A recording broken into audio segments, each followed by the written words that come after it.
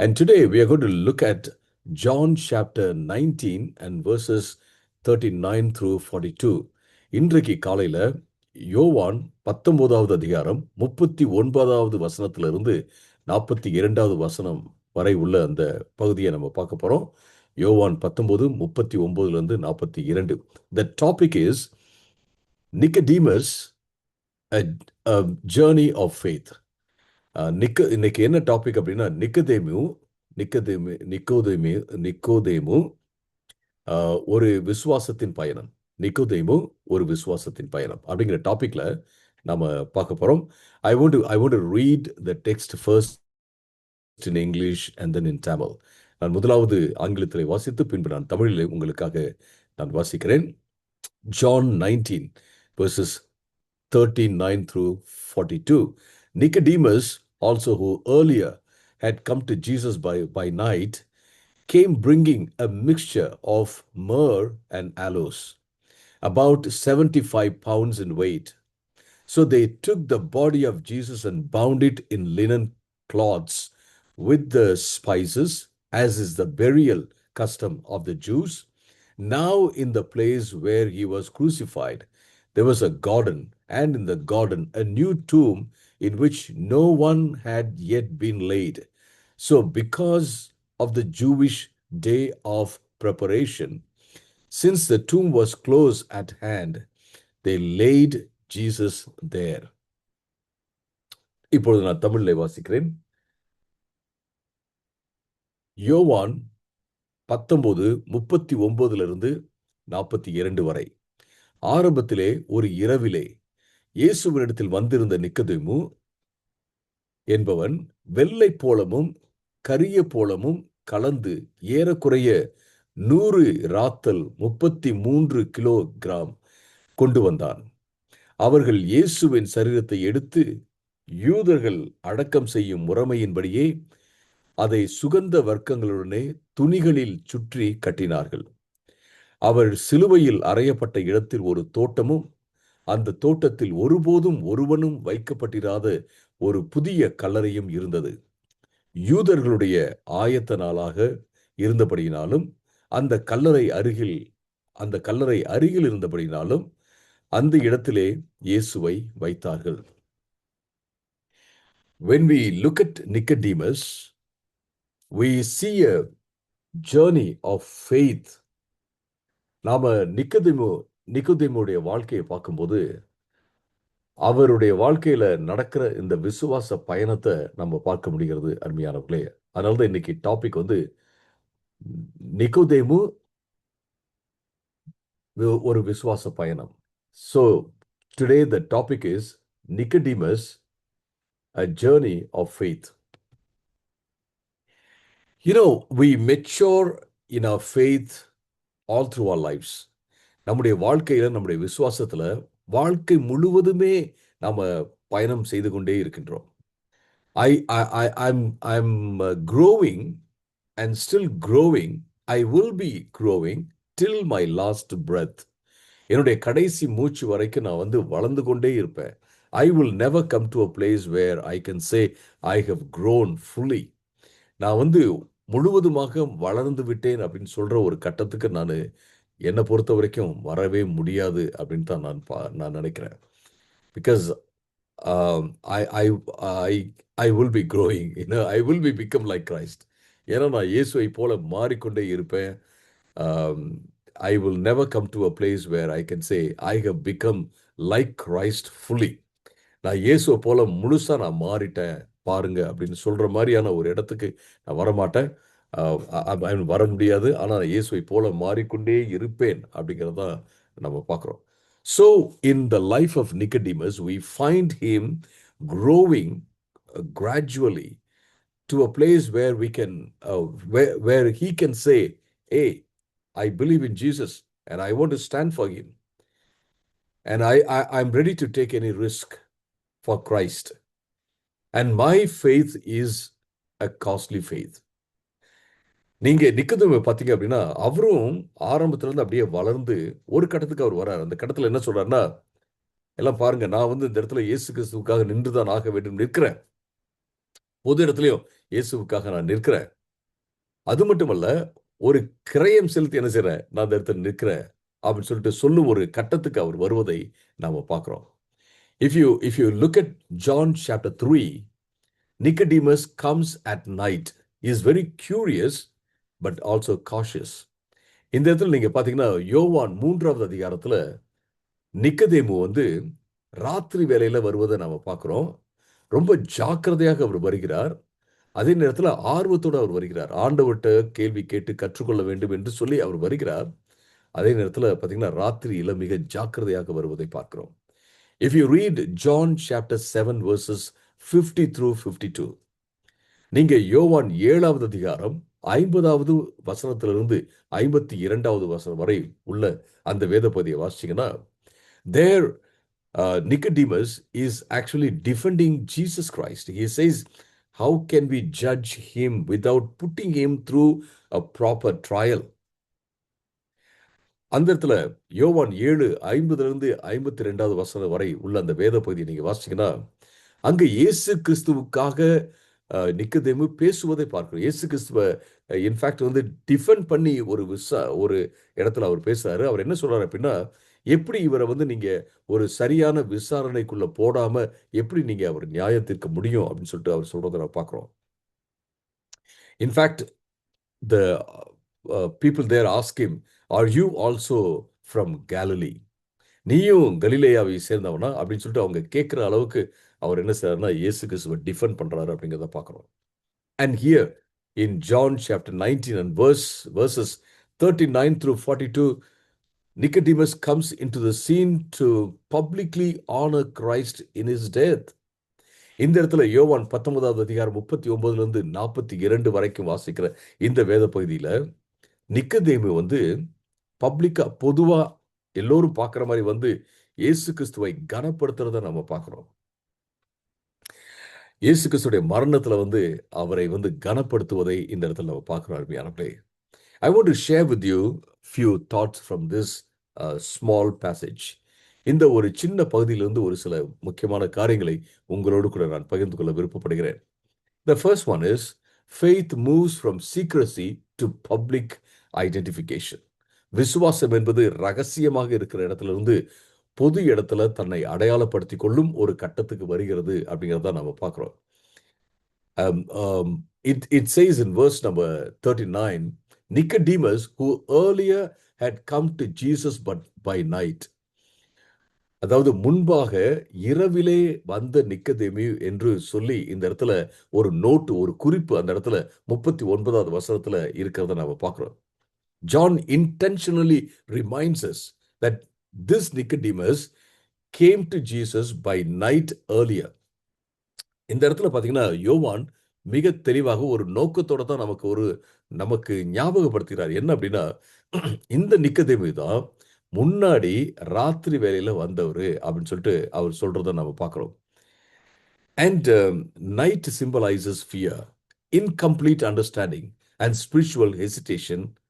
இங்க பாத்தீங்க அப்படின்னா ராத்திரி என்பது ஒரு பயத்தையும் மற்றும் அதாவது முழுமையான புரிதல் இல்லாமையையும் ஆவிக்குரிய ரீதியில தயங்கும் ஒரு காரியத்தையும் அது காண்பிக்கிறது அப்படிங்கிறத நம்ம பார்க்கிறோம். But of course it literally points to night time. எழுத்தின்படி நம்ம பார்த்தோம்னாலும் இது வந்து இரவு அப்படிங்கிறத சொல்லுகிறது. But it also talks about symbolically the fear that Nicodemus had, the incomplete understanding he had. ஆனா அடையாள சின்னமாக இது எதை காண்பிக்குது அப்படின்னா, நிக்கதேமுக்குள்ள இருந்த அந்த பயம், அவனுக்குள்ள இருந்த சரியில்லாத இந்த புரிதல், முழுமை இல்லாத அந்த புரிதல் இருக்கு இல்லைங்களா, அதையும் இது காண்பிக்கிறது அப்படிங்கிறத நம்ம பார்க்கிறோம். But now Nicodemus steps into the light of public association with Christ at the cross. இந்த இடத்துல நீங்க பாத்தீங்க அப்படின்னா நிக்கதேமு வந்து அவர் வந்து சீன்குள்ள வந்து சொல்றார், எல்லோருக்கும் முன்பாக அவர் வந்து தன்னை இயேசுவோடு கூட அடையாளப்படுத்திக் கொள்வதை நாம பார்க்கிறோம் சிலுவை அண்டையிலே அப்படின்றத பார்க்கிறோம். This is very dangerous. He is taking a very dangerous step. அவன் வந்து நிக்கதேமு வந்து ஒரு அபாயகரமான ஒரு படியை இந்த இடத்துல எடுக்கிறார். Why? Because Jesus is not considered by all the other people as a savior. He is considered a criminal. And Jesus is executed as a criminal. இந்த இடத்துல நீங்க பாத்தீங்க அப்படின்னா இயேசு கிறிஸ்துவ எல்லோருமே இவர் தான் எங்களுடைய மீட்பர் அப்படின்னு அவங்க எல்லாம் சொல்லல. அந்த இடத்துல உள்ளவங்க அந்த அபிஷியல்ஸ் எல்லாம் அப்படி சொல்லல. அவங்க வந்து அவரை ஒரு குற்றவாளியாக பாவித்தார்கள். குற்றவாளியாக பாவித்து தான் அவரை சிலுவையிலே அறைந்திருக்கிறார்கள் என்று நாம பார்க்கிறோம். And he is also coming from a religious association, religious council. And this can really, you know, dent his image in the council and among the people. இது அவர் பார்த்தீங்கன்னா ஒரு ஒரு மத சங்கத்திலிருந்து வருகிறார். மத சங்கத்தில் ஒரு அங்கமாக அவர் இருக்கிறார் அப்படிங்கிறத பார்க்குறோம். டெஃபினெட்லி இயேசுவோடு கூட தன்னை அடையாளப்படுத்திக் கொள்வது அவருடைய அந்த மதிப்பு இருக்கு இல்லைங்களா, அவருடைய இமேஜ், அவர் எப்படிப்பட்டவர் என்று ஒரு கருத்து இருக்குல்ல அந்த சங்கத்தில், அதை வந்து நிச்சயமாக அது உடைக்கும் என்பதை தான் நம்ம பார்க்குறோம். So this could cost him his reputation, status and safety. இது வந்து நிச்சயமாக அவருடைய மதிப்பு, அவருடைய சமுதாய நிலை மற்றும் அவருடைய பாதுகாப்பு எல்லாத்தையுமே ஒரு அபாயகரமான ஒரு சூழலை தான் போடுது அப்படிங்கிறத பார்க்குறோம். But still he stood with Christ, stood for Christ. ஆனாலும் கூட அந்த இடத்துல இயேசுவோடு இயேசுவுக்காக அவர் நிற்கிறத நம்ம பார்க்குறோம் அருமையானவர்களே. True faith does not remain hidden forever. It moves toward open identification with Christ. உண்மையான விசுவாசம் என்பது எப்போதுமே மறைந்தே இருக்காது. அது ஒரு கட்டத்திலேயாவது என்ன செய்யணும், முன்பாக எல்லோருக்கும் முன்பாக அது வந்து நிற்கும். இயேசுவோடு கூட தன்னை அடையாளப்படுத்திக் கொள்ளும் அப்படிங்கிறத நம்ம பார்க்குறோம். Many begin like Nicodemus. நிறைய பேர் நிக்கதேமை போல அவர்கள் தன்னுடைய விசுவாச பயணத்தை ஆரம்பிக்கலாம். It could be a private faith, it could be quiet belief, maybe having a fear of exposure. ஒருவேளை இப்படி இருக்கலாம். ஒரு அதாவது தனிப்பட்ட ஒரு விசுவாசமாக இருக்கலாம், அது ஒரு அமைதியா தனக்குள்ளேவே இருக்கிற ஒரு விசுவாசமாக இருக்கலாம், அல்லது நம்மளை வந்து எக்ஸ்போஸ் பண்ணிடுவாங்களோ அப்படிங்கிற ஒரு பயமாக கூட இருக்கலாம். But maturity means we are no longer ashamed to be seen with Jesus. நாம இயேசுவோடு கூட இருக்கிறத வந்து ஒரு நாளும் நம்ம வந்து வெட்கப்படவே கூடாது அப்படிங்கிறத நம்ம பார்க்குறோம். So this is a very important thing. Those days when I was a small boy, there used to be festivals in my village. அந்த காலத்தில் பார்த்தீங்க அப்படின்னா, நான் சின்ன பையனாக இருக்கும்போது எங்கள் கிராமத்தில் திருவிழாக்கள்லாம் நடக்கும். And in the festivals, there would be a small tent, which was a studio, photo studio. அந்த காலத்தில் பார்த்தீங்கன்னா ஒரு சின்ன டென்ட் மாதிரி இருக்கும். அந்த டென்ட் வந்து வேற எதுவும் கிடையாது, அதுதான் வந்து photo studio. If you would go into the tent, you will find small cutouts of Rajinikanth, Kamal Hassan and MGR, Shivaji and all of those um, celebrities. நீங்கள் அந்த டென்ட்டுக்குள்ளே நீங்கள் போனீங்க அப்படின்னா, அந்த ஃபோட்டோ ஸ்டுடியோக்குள்ளே போனீங்க அப்படின்னா, ஒரு சின்ன சின்ன கட் அவுட்டாக இருக்கும். அது எப்படின்னு கேட்டிங்கன்னா, ஒரு நம்ம உயரத்துக்கு அது இருக்கும். ரஜினிகாந்த், கமல்ஹாசன், சிவாஜி, எம்ஜிஆர் இவங்களுடைய கட் அவுட்ஸ்லாம் இருக்கும்.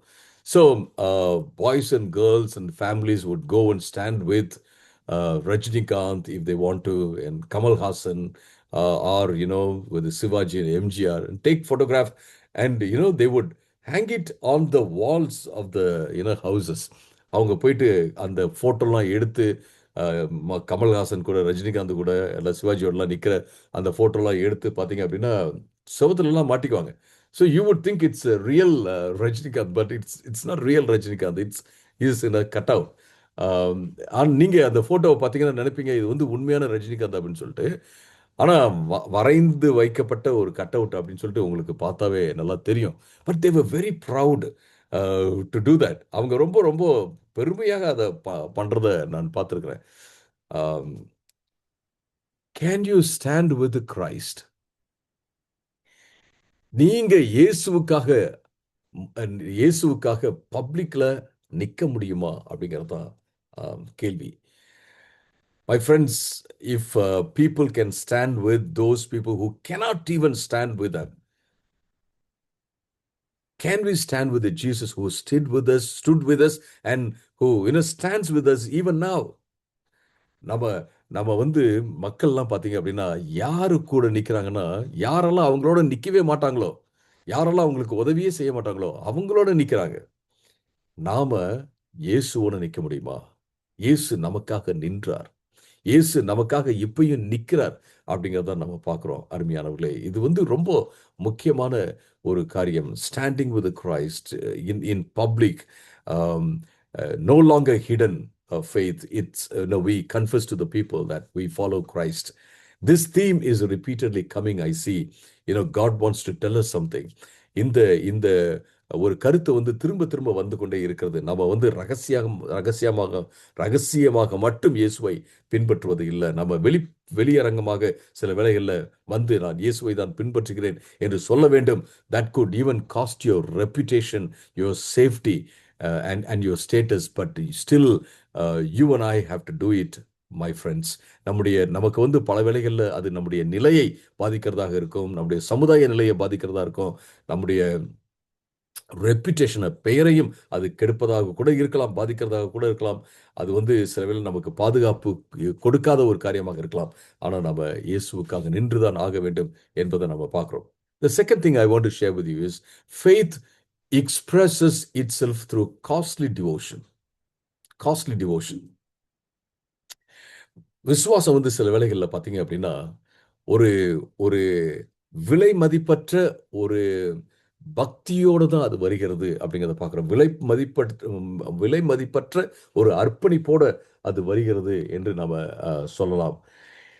If you look at verse number 13, இங்க 39வது வசனத்தை நீங்க வாசிச்சீங்கன்னா, இயேசுவினிடத்தில் வந்திருந்த நிக்கதேமு என்பவன் வெள்ளை போலமும் கரிய போலமும் கலந்து ஏறக்குறைய 100 ராத்தல் 32 கிலோ கிராம் கொண்டு வந்தான் என்று நாம பார்க்கிறோம். We read here, Nicodemus brought a mixture of myrrh and aloes, about 75 pounds. 75 pounds. He brought costly things. Why? Because he wanted to treat the body of Christ. அவன் வந்து காஸ்ட்லியான காரியங்களை கொண்டு வந்தான். ஏன் அப்படின்னு கேட்டீங்கன்னா, இயேசு கிறிஸ்துடைய சரீரத்தை வந்து பதப்படுத்தும்படியாக, அதை ஆயத்தப்படுத்தும்படியாக, பெரியலுக்காக ஆயத்தப்படுத்தும்படியாக அவன் கொண்டு வந்தான்னு சொல்லி நான் பார்க்கிறோம். 75 pounds is extravagant amount.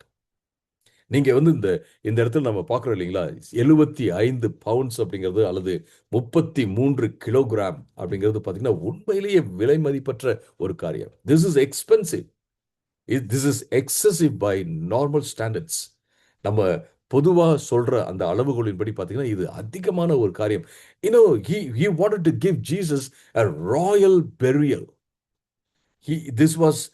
This was brought by him to prepare Jesus's body for the burial. It was a royal level burial. இந்த இடத்துல பார்த்தீங்கன்னா இயேசு கிறிஸ்துவ ஒரு ராஜாவை எப்படி அடக்கம் பண்ணுவாங்களோ, ராஜாவை அடக்கம் பண்றதுக்கு அவருடைய சரீரத்தை எப்படி ஆயத்தப்படுத்துவாங்களோ அது போல ஆயத்தப்படுத்துறதுக்காக அவன் கொண்டு வந்தான் அப்படிங்கிறத நாம பார்க்கிறோம். Nicodemus gives Jesus the honor of a king even in death. இயேசு கிறிஸ்துவுக்கு ராஜாவுக்கு தர வேண்டிய மகிமையை, கனத்தையும் அவன் இந்த இடத்துல இயேசு கிறிஸ்துடைய மரணத்தில் தருகிறான் அப்படிங்கிறத நாம் பார்க்கிறோம். While others see defeat, Nicodemus sees dignity and worth. மற்றவங்கெல்லாம் இயேசு கிறிஸ்து தோல்வி அடைஞ்சிட்டார் அப்படின்னு சொல்லிட்டு நிறைய பேர், மற்றவங்களாம் எல்லாரையும் நான் சொல்ல, நிறைய பேர் அப்படி அவங்க நினைக்கும் போது பார்த்தீங்க அப்படின்னா, நிக்கதேமு வந்து இயேசுவை இன்னும் ராஜாவாகவே அவன் பார்க்கிறான். இயேசு கிறிஸ்துவை கனத்தோடும் அவருக்கு கொடுக்க வேண்டிய அந்த மரியாதை கொடுத்து அவன் பார்க்கிறான் அப்படிங்கிறத நாம பார்க்கிறோம் அருமையானவர்களே. Mature faith is not minimal, it's lavish. ஒரு முதிர்ச்சி அடைந்த ஒரு விசுவாசம் என்பது வந்து குறைவாக இருக்கவே இருக்காது, குறைந்த நிலையிலே இருக்காது. மினிமம் இவ்வளவு பண்ணா போதும் அப்படின்னு இருக்காது. It is lavish. இது நிறைய கொடுக்கும். ஏன்னா some people have this standard because Jesus asked the disciples in Gethsemane, can't you be awake for an hour, even for an hour? இயேசு கிறிஸ்து வந்து கெத்செமனே தோட்டத்துல சீடர்களை பார்த்து கேட்கிறாரு இல்லைங்களா, 1 மணி நேரமாவது என்னோடு கூட விழித்திருக்க முடியாதா அப்படின்னு கேட்கிறாரு இல்லைங்களா. So some people, you know, have a standard based on this for prayer. How long we can pray. சிலர்லாம் பார்த்தீங்கன்னா இதை வைத்து ஒரு ப்ரேயர் பண்ணுறதுக்கு வந்து ஒரு அளவுகோலை உருவாக்கி வச்சிருக்காங்க. என்ன அப்படின்னா at least we have to pray for an hour. குறைஞ்சபட்சம் 1 மணி நேரமாவது ப்ரேயர் பண்ணணும். குறைஞ்சபட்சம். So let's start prayer now. 1 minute, 2 minutes, 3, 60 minutes, 1 hour. That's all. Finished. The prayer time for the whole day is over. That's all. I have done it. Because that's the minimum God wants from me. சிலர்லாம் இப்படி யோசிக்கிறாங்க, நான் 1 மணி நேரம் ஜெபம் பண்ணுப்பா, இந்த 1 மணி நேரம் ஜெபம் பண்ணல அப்படின்னா அவ்வளோதான், அதான் ஆண்டவர் வந்து கேட்குறாரு, அந்த மினிமம் இதுவாது அப்படின்னு கேட்குறாரு அப்படின்னு சொல்லிட்டு என்ன செய்வாங்க, ப்ரே பண்ணுவாங்க. 1 மினிட், 1 2 3 4 60 நிமிஷம் முடிஞ்சிச்சா, 1 மணி நேரம் முடிஞ்சிச்சா, அவ்வளோதான் மினிமம் ரிக்வயர்மெண்ட், நான் முடிச்சிட்டேன். But the Bible says pray without ceasing. ஆனால் வேதம் என்ன சொல்றது அப்படின்னா இடைவிடாமல் ஜெபம் பண்ணுங்க அப்படின்னு சொல்றதை நாம பார்க்குறோம். A true Christian, a matured Christian will not simply settle for the minimum. I'm not saying that the minimum is 1 hour. There is no law or stipulation in the Bible as such. வேத புஸ்தகத்தில் அந்த மாதிரி எந்த விதமான கட்டளையும் கிடையாது. 1 மணி நேரம் நம்ம 1 மணி நேரமாக ஜெபம் பண்ணணும் அப்படிங்கிற கட்டளை இல்லை. நாம் இதுல இருந்து புரிஞ்சுக்கிற ஒரு விஷயம் தான் ஒழிய நான் வந்து 1 மணி நேரமாக ஜெபம் பண்ணுங்க அப்படின்ட்டு நான் சொல்ல. But many times we settle for a minimum. This much is enough. சில வேளை பார்த்தீங்கன்னா நம்ம அந்த குறைவான அந்த காரியம் இருக்குல்ல, அதுக்கு நம்ம செட்டில் பண்ணிக்கிறோம். But can I try more? Can I try more? You know, can I get into a life where I can experience prayer without ceasing? நான் வந்து ஒரு ஒரு ஒரு வாழ்க்கைக்குள்ள நான் நுழைய முடியுமா? அந்த வாழ்க்கையில பார்த்தீங்கன்னா நான் இடைவிடாமல் ஜெபம் பண்றேன். I'm going to meditate on God's word day and night. நான் வந்து இரவும் பகலும் தேவனுடைய வசனத்துல தியானமா இருக்க போறேன். I'm not going to restrict my meditation only to the quiet time that I have in the morning. காலை நேரத்தில் இருக்கிற அந்த அமைதி நேரம் இருக்கு இல்லைங்களா, அதோட நான் நிறுத்திட போறதில்ல. நான் த்ரூ அவுட் த டே, ஒவ்வொரு முழு நாளும் நான் என்ன செய்ய போறேன், ஆண்டவருடைய வசனத்தை தியானிச்சுட்டே இருக்க போறேன். Mature faith is not minimal, it's lavish. அதாவது ஒரு முதிர்ச்சி அடைந்த ஒரு விசுவாசம் என்பது ஒரு குறைந்த பட்சத்தை மட்டுமே நாடும் ஒரு காரியம் அல்ல. இது இது வந்து அளவுக்கு அதிகமாக கொடுக்கும் ஒரு காரியம் என்பதை நம்ம பார்க்கிறோம். So let's not ask what is required, let's ask what is worthy of Christ. நம்ம இப்படி கேட்க வேண்டாம், என்ன செய்யணும் சொல்லுங்க, அதாவது என்ன வந்து சட்டத்தில் இருக்கு அதை சொல்லுங்க நான் பண்ணிடுறேன் அப்படின்றத விட ஆண்டவருக்கு வந்து ஆண்டவர் எந்த அளவுக்கு worthy-ஆ இருக்கார், எந்த அளவுக்கு கனம் பொருந்தியவராக இருக்கார், எந்த அளவுக்கு அவர் தகுதி உள்ளவராக இருக்கிறார் அப்படின்னு பார்க்கறது தான் ரொம்ப ரொம்ப முக்கியமான ஒரு காரியம். அருமையானவர்களே, அதுதான் ரொம்ப முக்கியமான ஒரு காரியம். So, like giving your best time, resources and energy, not leftovers like we saw yesterday. நம்ம ஆண்டவருக்கு கொடுக்கும்போது நம்ம லெஃப்ட்-ஓவரை கொடுக்காம நம்ம என்ன செய்யணும்னு கேட்டிங்கன்னா, நம்ம முழுமையாக நம்ம ஆண்டவருக்கு கொடுப்பது மிக மிக முக்கியமான ஒரு காரியம். The third thing I want to share with you is faith risks reputation for the sake of Christ. சில வேளைகளில் நம்முடைய நல்ல பெயரை கூட அது என்ன செய்யும் கேட்டிங்கன்னா, விசுவாசம் வந்து ஒரு அபாயகரமான ஒரு சூழலில் போட்டுரும், அதையும் ரிஸ்க்ல போட்டுரும் அப்படிங்கிறத பார்க்குறோம். நம்ம இயேசு கிறிஸ்துவுக்காக நிற்கும் போது அப்படிங்கிறத நம்ம பார்க்குறோம். They took the body of Christ. Nicodemus and the team took the body of Christ. They handled a dead body, ritual defilement. Nicodemus is a Pharisee and leader. அவங்க பார்த்தீங்கன்னா அந்த சவத்தை தொட்டு, இயேசுவுடைய சவத்தை தொட்டு அவங்க கையாளுவதை நம்ம பார்க்குறோம். அது நிச்சயமாக அவர்களை வந்து ஒரு தீட்டானவர்களாக மாற்றி விடுகிறது. இங்கே நிக்கோதேமு வந்து பரிசேயர், அவர் வந்து ஒரு தலைவராக இருக்கிறாருன்னு சொல்லி நான் பார்க்குறோம். The Pharisees had more than 600 plus laws which are there in the Bible. பைபிள்ல இருக்கிற 600 சொச்சம் அந்த பிரமாணங்களை காட்டிலும் அதிகமாக அவர்கள் வைத்திருந்தார்கள். They want to have laws for everything, rules and regulations for everything. அவர்கள் வந்து ஒவ்வொன்றுக்கும் அவர்கள் வந்து பார்த்தீங்கன்னா ஏதாவது ஒரு பிரமாணத்தை அவங்க சொல்லிக்கிட்டே இருப்பாங்க. இப்படி செய்யணும், அப்படி செய்யணும்னு சொல்லிக்கிட்டே இருப்பாங்க.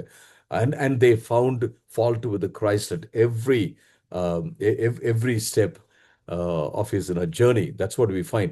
இயேசு கிறிஸ்துவுடைய பயணத்துல ஒவ்வொரு கட்டத்திலையும் பார்த்தீங்க அப்படின்னா, பரிசேயர்கள் வந்து இயேசுகிட்ட ஏதாவது ஒரு குற்றத்தை கண்டுபிடித்துக் கொண்டே இருந்தார்கள் அப்படிங்கிறத நம்ம பார்க்கிறோம். So here, Nicodemus, a Pharisee, risked his religious standing, social identity and his personal reputation. இந்த இடத்துல பார்த்தீங்க அப்படின்னா, இந்த இடத்துல நிக்கதேமு, ஒரு பரிசேயனாகிய நிக்கதேமு என்ன பண்றான்னா, தன்னுடைய மத நிலையையும் கூட அவன் வந்து ரிஸ்க் எடுக்கிறான். தன்னுடைய சமுதாய அடையாளத்தை ரிஸ்க் எடுக்கிறான். தன்னுடைய தனிப்பட்ட பெயர் அதை என்ன செய்யறான், அவன் ரிஸ்க் எடுத்து அவன் வருகிறான் அப்படிங்கிறத நான் பார்க்கிறோம். Compare to whatever Jesus has done for us, all that we do is nothing. இயேசு கிறிஸ்து நமக்காக என்ன பண்ணியிருக்கிறார் அப்படிங்கிறத பார்க்கும்போது, நம்ம பண்ணும் எல்லா தியாகமும் ஒவ்வொன்றும் பார்த்தீங்க அப்படின்னா, ஒவ்வொன்றும் ஒரு தியாகமே கிடையாது அப்படின்னு தான் நான் சொல்லுவேன். இது வந்து it's okay, no problem. But இயேசு கிறிஸ்து நமக்காக செய்த தியாகம், பலியை காட்டிலும் நம்முடைய தியாகம் வந்து ஒண்ணுமே கிடையாது அப்படிங்கிறது தான் நாம பார்க்கிறோம். At the cross all human status is reevaluated. நம்ம சிலுவையை பார்க்கும்போது மனுஷனுடைய எல்லா விதமான மனித நிலையும் இருக்கு இல்லைங்களா, அது எல்லாமே வந்து அங்க மதிப்பீடு செய்யப்படுகிறது. With the King of Kings, the ராஜாவோட சேர்ந்து, when we look at Jesus Christ, the King of Kings hanging on the cross, we say, Lord, we lay down all our crowns and say, Lord, we are nothing. We humble ourselves before you.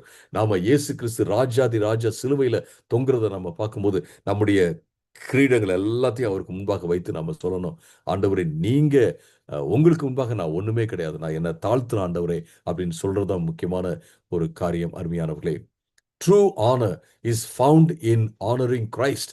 இயேசு கிறிஸ்துவை கனப்படுத்துவதன் மூலமாக தான் ஒரு உண்மையான கனம் வந்து நமக்கு வருகிறது அப்படிங்கிறத நான் சொல்வேன். அருமையானவர்களே, ரொம்ப முக்கியமான ஒரு காரியம். So let's honour Christ every step of the வே.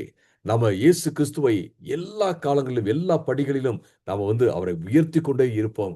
அது நிச்சயமாக நமக்கு உதவி செய்யும். நம்மள அது வந்து கனப்படுத்தும் அப்படிங்கிறதுல எந்த விதமான சந்தேகமும் இல்லை. Jesus says, if you honor me, I will honor you in sight of the Father, in the presence of the Father. நீங்க என்ன கனப்படுத்துனீங்க அப்படின்னா நான் உங்களை கனப்படுத்துவேன் பிதாவுடைய சமூகத்துல அப்படின்னு சொல்றதை நம்ம பார்க்கிறோம். அருமையானவர்களே, this is very important. The last thing I want to share with you is this: faith honors Christ even when hope seems lost.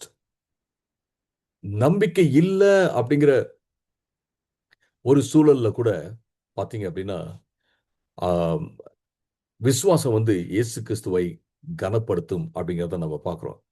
Here, they wrapped Jesus' body, laid Jesus in a new tomb. இயேசு கிறிஸ்துவுடைய சரீரத்தை அவர்கள் வந்து ஒரு துணியால சுற்றி ஒரு புதிய கல்லறையில அவங்க வைக்கிறாங்க அப்படிங்கிறத நம்ம பார்க்கிறோம். Did they have any hope for resurrection? I don't know.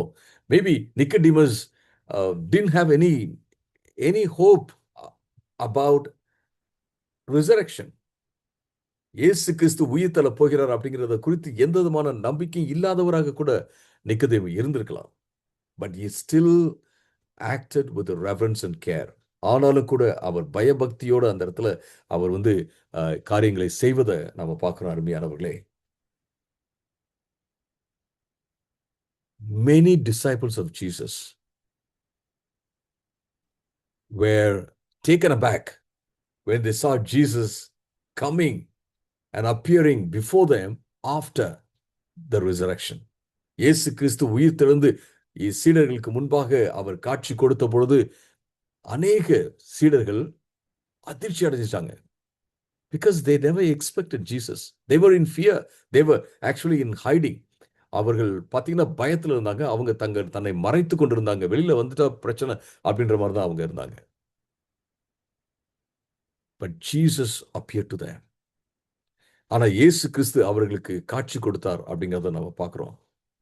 Even sometimes when we do not have hope or we do not know what's going to happen, with whatever we have right now assigned to us, let's do the best. நமக்கு அடுத்து என்ன நடக்க போகுது அப்படின்னு தெரியாவிட்டாலும் பரவாயில்ல.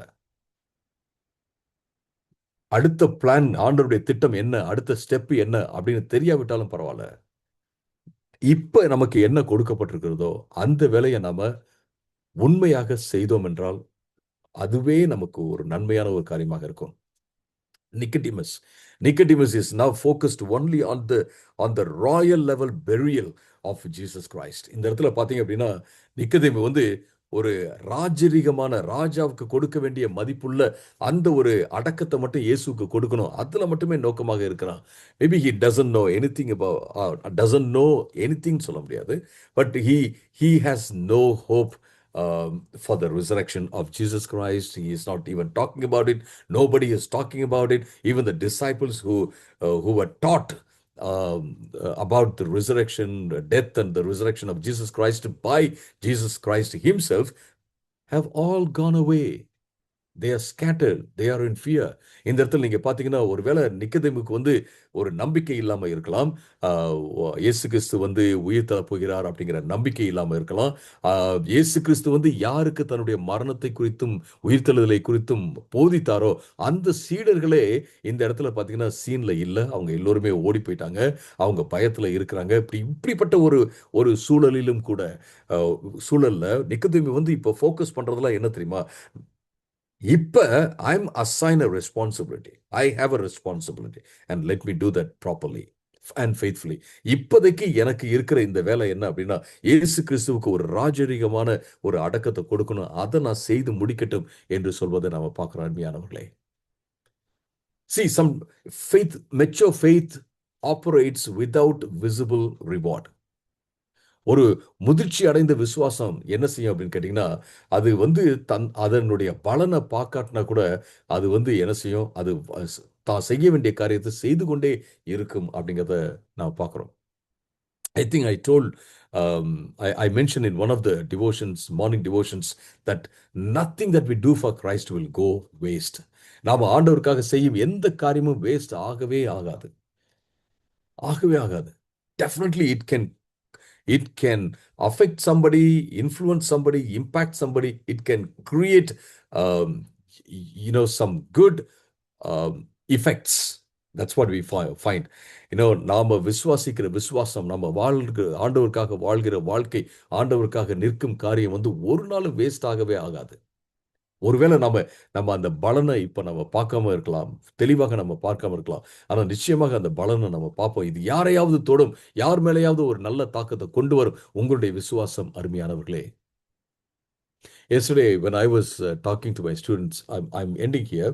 Yesterday when I was talking to my students, I was trying to use the right language to talk about certain things in the book of Leviticus. நான் வந்து என்னுடைய ஸ்டூடெண்ட்ஸ்ட நேற்று ராத்திரி நான் பேசும்போது சரியான வார்த்தையை பயன்படுத்தி லேவிய ராகமத்தில் இருக்கிற ஒரு சில காரியங்களை விளக்கி நான் சொல்லிக் கொண்டிருந்தேன். சரியான வார்த்தை. ஏன்னா I was choosing certain words, not choosing other words. நான் வந்து சில வார்த்தைகளை சூஸ் பண்ணிட்டு இருந்தேன். அந்த வார்த்தைகளை வச்சு மட்டுமே நான் பேசிட்டு இருந்தேன். வேறு வார்த்தைகளை நான் யூஸ் பண்ணல. And then they asked me, why do you only stick to these words? Are they technical words? They asked me. அவங்க என்கிட்ட கேட்டாங்க, ஏன் இந்த வார்த்தையை மட்டுமே நீங்க யூஸ் பண்றீங்க, வேற வார்த்தை யூஸ் பண்ணல, இதெல்லாம் டெக்னிக்கல் வேர்ட்ஸா அப்படின்ட்டு அவங்க கேட்டாங்க. I said these are not technical words. As you look at them, these are the words we use in everyday language. But these words should be used here because they convey the meaning exactly. நான் சொன்னேன், இந்த வார்த்தைகளை நம்ம வாழ்க்கையில அன்றாடம் use பண்ற வார்த்தை தான். ஆனா இந்த இடத்துல நான் வேறு வார்த்தை யூஸ் பண்ணாம, அதாவது இந்த வார்த்தையை யூஸ் பண்ணனா சரியா இந்த வார்த்தைகள் வந்து அர்த்தத்தை கன்வே பண்றதுனால நான் இந்த வார்த்தையை நான் யூஸ் பண்ணிட்டு இருக்கிறேன் அப்படின்னு சொல்லிட்டு நான் அவங்ககிட்ட சொன்னேன். Then I said, this is what I learned in my ministry. When I used words without much care, sometimes people misunderstood. Okay. நான் வந்து வார்த்தைகளை சில வேளைகள்ல நான் வந்து சரியா ஜாக்கிரதையா இல்லாம யூஸ் பண்ணும்போது, டீச் பண்ணும்போது, முக்கியமா when I teach the word and preach the word, நான் ஆண்டவருடைய வசனத்தை போதிக்கும் போதும் பிரசங்கம் பண்ணும் போதும் பார்த்தீங்கன்னா சில வார்த்தைகளை நான் வந்து ஆம், ரொம்ப ஜாக்கிரதையா இல்லாம நான் யூஸ் பண்ணும்போது, அது மக்கள் வந்து மிஸ் அண்டர்ஸ்டாண்ட் பண்ணியிருக்காங்க. That is why I want to be very careful about even choosing the words which I will use them in my especially in my teaching and in preaching.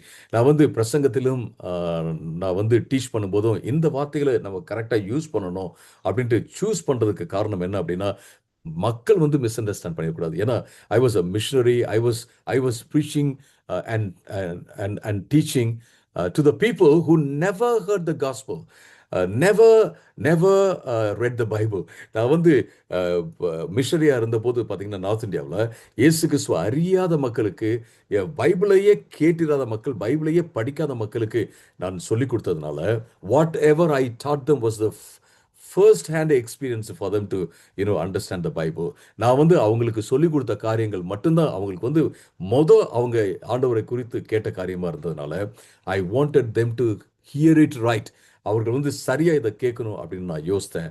அப்ப நான் சொன்னேன், அருமையானவர்களே, here this is very important for us to understand that we don't see the fruits, but we will see the fruits then. I didn't see the fruits then when I was trying to teach and preach. But I want to tell you, my friends, in every places, in almost all the places where I shared the word and taught the people, there are cell groups and churches. நான் எங்கெல்லாம் வந்து ஆண்டவரை குறித்து பேசினனோ, எங்கெல்லாம் நான் போதித்தனோ, எங்கெல்லாம் ஊழியம் செஞ்சனோ, அந்த இடத்துல அருமையான சபைகள் இருக்கிறது, செல் குரூப்ஸ் இருக்கிறது, மக்கள் கூட்டம், ஆண்டவரை பின்பற்றுகிறவர். I don't claim that there are mega churches, but there are churches. ஒரு பெரிய பெரிய சபைகள்லாம் பயங்கரமா 1000 2000 அப்படின்னு இருக்கு அப்படின்னு நான் சொல்ல. பட் உண்மையாக அந்த இடத்துல சபைகள் இருக்கிறதுன்னு சொல்லி பார்க்குறேன். Whatever you do for Christ will never go waste.